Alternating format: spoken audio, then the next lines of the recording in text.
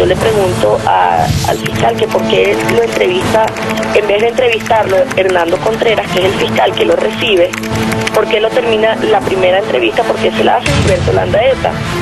Y es el propio Contreras que me responde porque Gilberto Landaeta pidió entrevistar. Hay informaciones, hay rumores, hay comentarios. Ustedes como periodistas tienen informaciones que a veces no nos llegan a nosotros. Si así se hubiese producido, ustedes pueden tener la absoluta seguridad de que yo no lo hubiera permitido.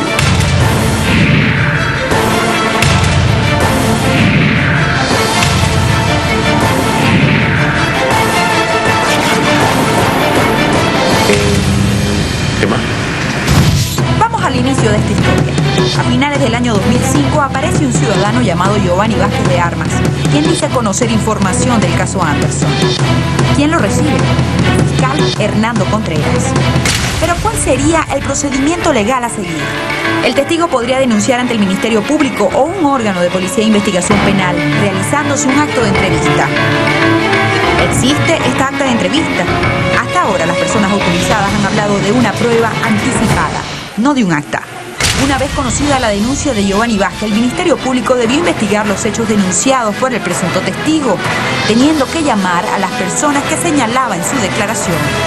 Lo hicieron, pero en caso de que haya obstáculos para que el testigo dé su testimonio en un juicio, la ley concede la posibilidad de tomar su testimonio a través de una prueba anticipada, tomada por un juez de control. Pero ¿cuáles son los requisitos de una prueba anticipada? El juez deberá citar a todas las partes, en este caso las personas mencionadas en la declaración de Giovanni Vázquez, incluyendo a las víctimas. En este caso, familiares del fiscal asesinado Danilo Anderson. Esto se hizo.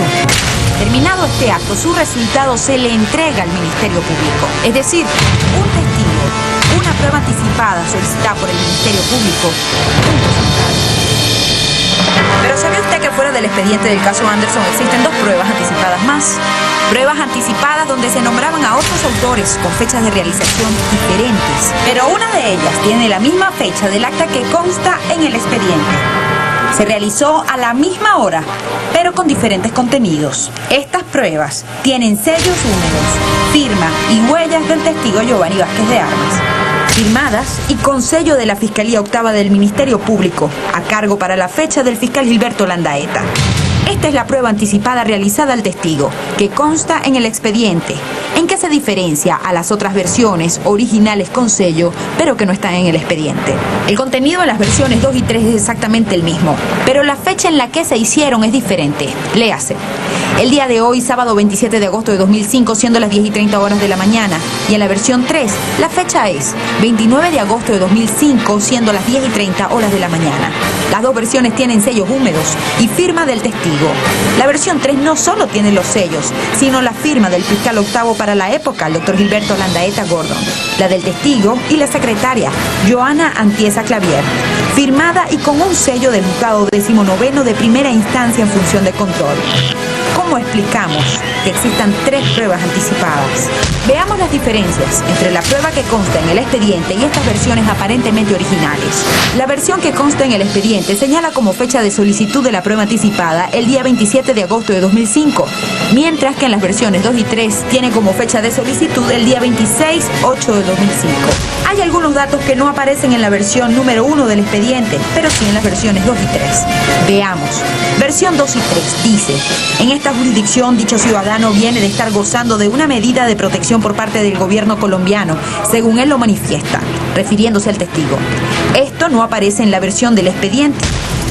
Veamos otra diferencia. La versión del expediente no menciona que a Giovanni Vázquez le habían encomendado entablar negociación con funcionarios del ejército venezolano. Esta información sí aparece en las versiones 2 y 3. ¿Por qué? Información no conveniente. ¿Para quién? En las versiones 2 y 3, el testigo asegura que se presentó al DAS colombiano y que allí le manifestaron: Yo me presenté en el Departamento Administrativo de Seguridad DAS, lo hice ante el director administrativo, de nombre Adier. Este me manifestó que siguiera en las autodefensas, pero con la condición de que fuese en calidad de infiltrado y que solo así me daba soporte jurídico. Lo único que no podía hacer era llegar a matar a nadie o estar involucrado en actos de lesa humanidad, lo que no se me hizo difícil en mi condición de médico. Esta información no consta en la versión 1, está en el expediente Anderson. Punto de atención.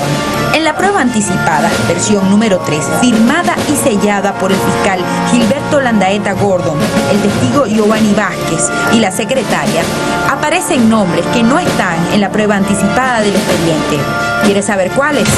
María Corina Machado, Alejandro Plas. Tampoco aparece en la versión del expediente que uno de los banqueros presentes en la supuesta reunión era representante de una asociación de comerciantes de nombre Fede Cámaras. En la versión del expediente da el nombre de uno de los presuntos banqueros presentes en esta supuesta reunión. Menciona a Macerani. Este nombre no existe en las otras versiones, que no está en el expediente. Otro punto. Curiosamente, en la versión número 1, la que está en el expediente, aparece el nombre completo de uno de los generales presuntamente integrantes de una supuesta reunión y dice, a este último el comandante Jorge lo llamó por su nombre, Eugenio Áñez. Esta información no aparece en las versiones 2 y 3. Si buscamos más diferencias, tenemos en el acta que corre en el expediente, dice: sufro un atentado y es cuando me presento ante la fiscalía y entro al programa de protección en los siguientes meses. Siento que mi vida sigue amenazada por el Estado y los paramilitares. Envío a mi esposa que haga el trámite de la vida y la mando para Venezuela. Y al mes cruzo yo, presentándome directamente en la Cancillería. Posteriormente logré contactar con la fiscalía y es por ello que me encuentro declarando en este tribunal. Es todo. En las versiones 2 y 3, que no constan en el expediente, hay otra versión. Me hacen un atentado del cual salí ileso, me entrego a la fiscalía, entro en un programa de protección, muevo por debajo de cuerdas, arreglo mis papeles, los de mi esposa y de mi hijo, tomo lo que tenía en una maleta y cruzo la frontera por Táchira. Logré contactar inteligencia militar y es por ello que hoy me encuentro declarando en esta fiscalía. Hago la acotación que abandoné los privilegios que me habían concedido el Estado colombiano, su protección, su manutención, la mía y la de mi familia, esperando que me sean reconocidos en este país. Es todo.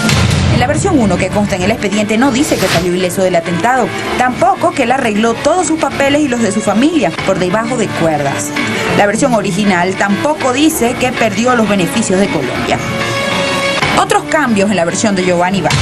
En la versión 1 menciona que Patricia Poleo recomienda a los Guevara, dice textualmente, recomendando para el trabajo a los hermanos Guevara, ya que los mismos eran de confianza, tenían contactos en organismos de seguridad del gobierno y contaban con la experiencia necesaria, porque habían participado en el caso Montesinos. En las otras actas originales no aparece esta información. En la versión 1, la que está en el expediente, el testigo menciona los posibles objetivos, dentro de los cuales mencionó al fiscal general de la República, presidente del Tribunal Supremo, un político prominente y por último al presidente de la República, y que la operación total tenía un costo de $20 millones. Esta información no aparece en el acta 2 ni 3. En la versión que está en el expediente, el testigo también dice: en la segunda reunión realizada en la ciudad de Miami no estuve presente. En la versión 2 y 3, el testigo no hace mención de la ciudad de Miami. Giovanni Vázquez hace referencia a la reunión del Zulia. En la versión que está en el expediente especifica que en la reunión del Estado Zulia estuvieron presentes el comandante Jorge 40, el capitán Luis García Morales, representante del Comando F4 de Miami, la periodista Patricia Poleo, representante del Grupo Libertad, Pedro Lander, Johan Peña, Salvador Romaní, los hermanos Juan Rolando y Otoniel Guevara y 2 generales de apellidos Escalante y Colmenares. En las versiones 2 y 3 no hizo este resumen de los participantes en la presunta reunión. Otro dato curioso, en el acta que está en el expediente, el testigo no hace mención de que tiene una transcripción en su computadora con la intervención de todas las personas presuntamente asistentes a esta reunión. En la versión 1 no menciona a un presunto señor Gustavo como supuesto experto que manejaba las células. En la versión 2 y 3 sí aparece. En la versión del expediente omiten la pregunta sobre dónde se puede localizar a la persona identificada como la report, pero en la versión 2 y 3 sí aparece la pregunta y responde en un canal de noticias localizable en el canal RCN de Colombia. ¿Por qué hay variaciones en la versión del testigo Giovanni Vázquez? ¿Por qué estas actas no constan en el expediente y no son conocidas por el público? ¿Cómo existen? Un montaje. ¿Qué delitos podrían haberse cometido con este acto? Falsedad de acto público por funcionario, artículo 317 del Código Penal. Simulación de hecho punible, artículo 239 del Código Penal. Intimidación a testigo, artículo 109 de la Ley Orgánica del Poder Judicial. Prevaricación fiscal, artículo 85 de la Ley contra la Corrupción. Artículo 78 de la Ley contra la Corrupción, ocultamiento de documentos. Estos son algunos de los artículos que podrían haber sido violados.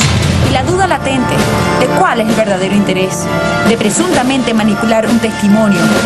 ¿Qué hay detrás del caso de Danilo Anderson?